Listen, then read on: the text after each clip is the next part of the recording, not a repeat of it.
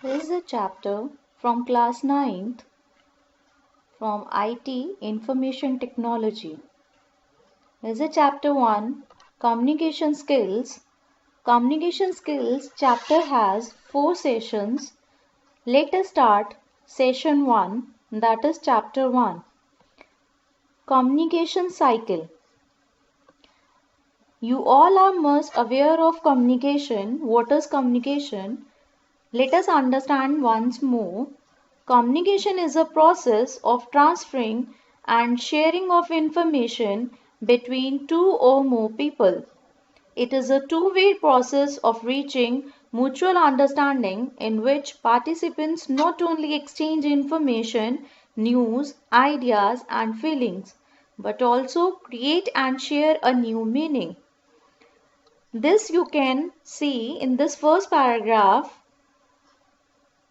Communication cycle is a process of transferring and sharing of information between two or more people. The way you talk with one another, you share your messages, you share your ideas or anything that is a process of communication, that is a mutual understanding. So the scope of communication is not limited to only two or more people. It involves a whole society.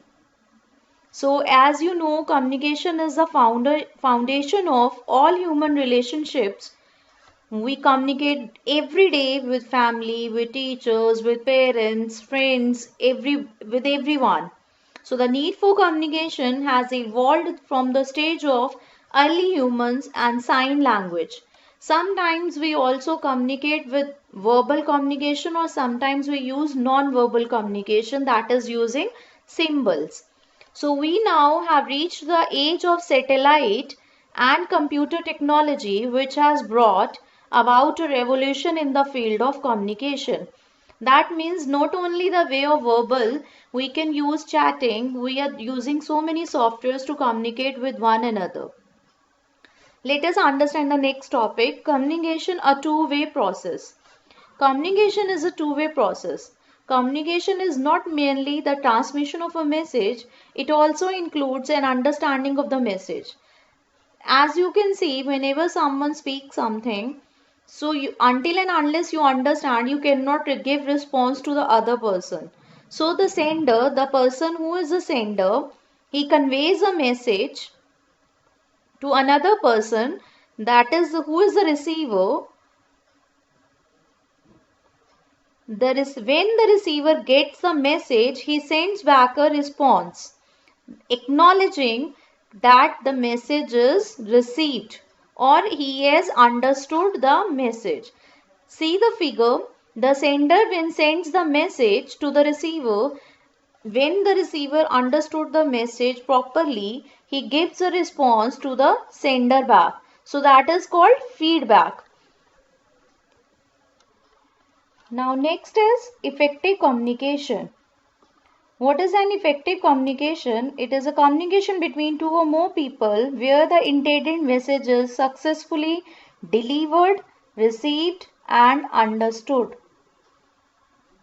So features of effective communication.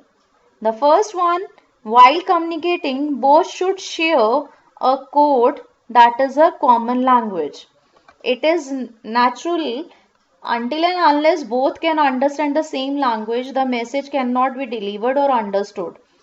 When they both know the same language, then only the message can be interpreted and can be responded back. The next is the message should be clear.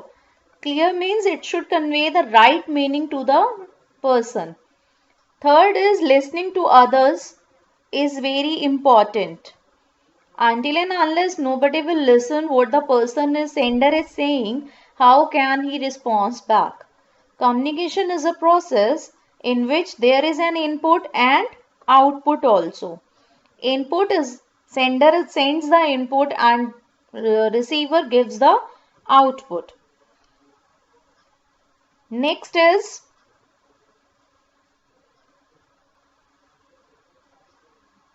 importance of communication skills. Effective communication is essential in every sphere of life, be it personal, professional, or social. It includes all the aspects of visual, auditory, and body language to appeal to the listener. As you all maybe noticed, when somebody says a message, if with an anger, that conveys a different message, with politeness that conveys a different way. So that all include all the aspects visually, auditory, or the body language, what can appeal to the listener.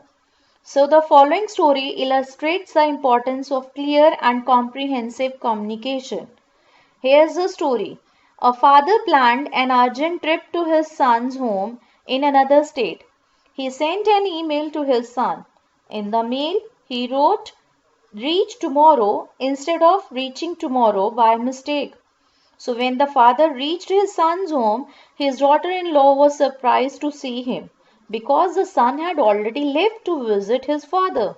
The daughter-in-law showed him the email which stated "reach tomorrow" instead of "reaching tomorrow." So now see, the three missing letters ing created miscommunication and a big confusion. Instead of receiving the message, the father was arriving the next day. The son got the message that his father was asking him to come to the next day. So this example illustrates the importance of sending a right message and receiving the message accurately. So miscommunication can cause serious problems.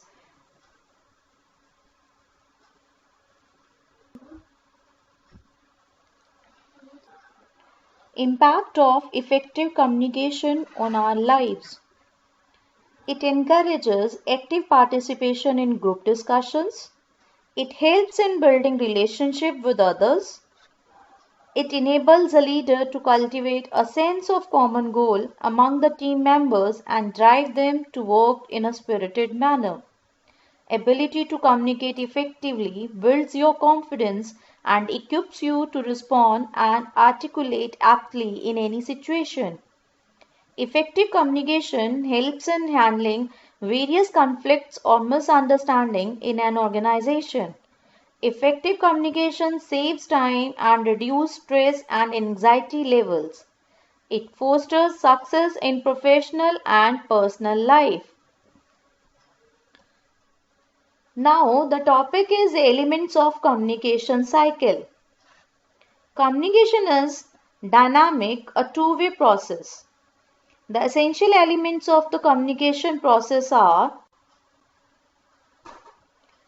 message, information to be conveyed, what information you want to give to other one. Second is encoding, the formation of the message, how have you written, what you want to communicate. Receiver, one who receives the message. Feedback, what response the receiver will give. Sender, the one who sends the message. Communication channel, that is the medium through which you want to communicate. That means either written or verbal, depends.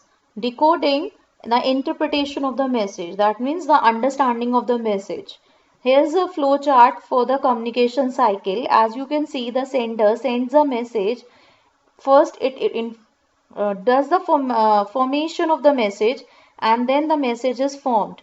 When the receiver gets the message, it is decoded by the receiver. That means interpretation is done whether he have understood or not. Then when it is understood, that he gives a response, that is known as feedback, to the sender back.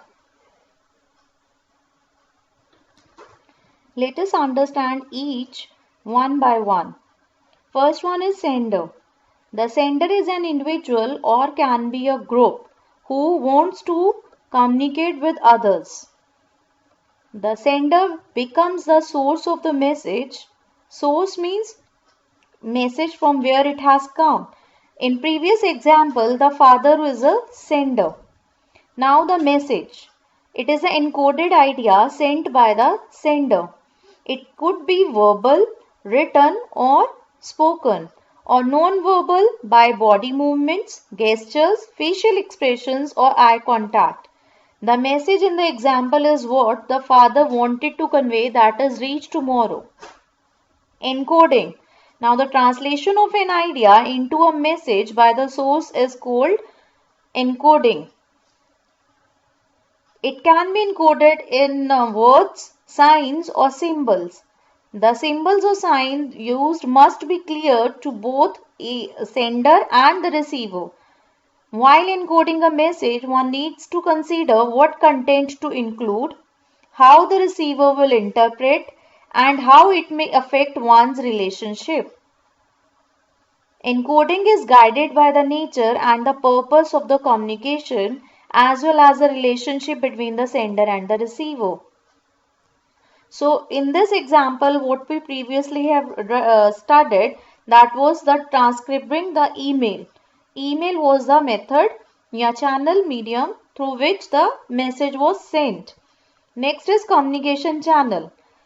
The channel is means through which the message travels. For our example, the channel was the email. Channels could be either oral or written. So now in the advancement of the technology, we are using common channels that can be a video chat, video conferencing or telephone, etc. Next is receiver. The person or group that receives the message is known as the receiver. The receiver is the one who decodes or interprets the message. So especially the meaning of communication is what is interpreted, not what was intended. Any error on the part of the receiver may make the communication ineffective. Like in our example, the son was a receiver. Whatever he interpreted was wrongly understood. So that was a miscommunication. Next was decoding. Next is decoding.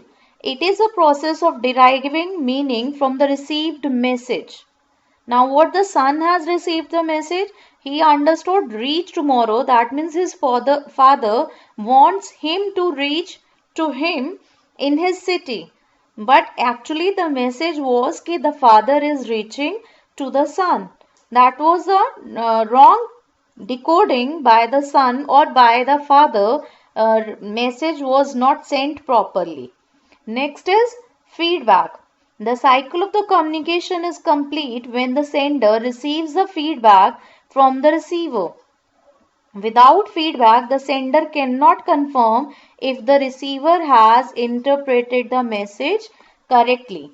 In the above example, if the son has responded to the father, then this can confirm that the message was understood by him properly, or the father can know, maybe could know the message what he sent was sent properly. Now feedback is also given and received to improve behavior and performance. A constructive feedback informs and motivates people to improve themselves. So in the given example, the feedback was missing. That was why the communication cycle broke down in this case. Next topic is barrier to effective communication. Barrier means it can be any factor, individual, situational or environmental. What is these factors? These factors prevents the receiver from receiving and understanding the message accurately. This can lead to misunderstanding and confusion between sender and a receiver. These barriers can create ineffective communication between the sender and the receiver. Let us understand these barriers. These can be of three types: environmental barriers, situational barriers and individual barriers. Environmental barriers means it depends on the environment. These are the physical conditions. For example, poor lighting, uncomfortable seating arrangement, For example, a room, sitting in a conference room and there's a poor lighting, or you cannot sit properly, the comfortable seats are there, so that can cause the distracting listener, that can cause distraction. You cannot listen what the sender what is the sender saying. Next is situational barrier. The factors like distance, noise, distraction cause unnecessary disruption in the communication process. For example, there's a loud music, noise from generators, and you are sitting somewhere nearby the generator, so you cannot listen properly what the other is saying.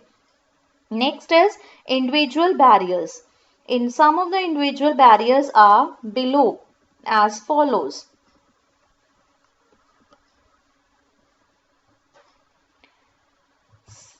Attitudinal factors like age, gender, lack of interest, discomfort with the topic, or culture or socio-economic or professional status define how a listener perceives and interprets the message.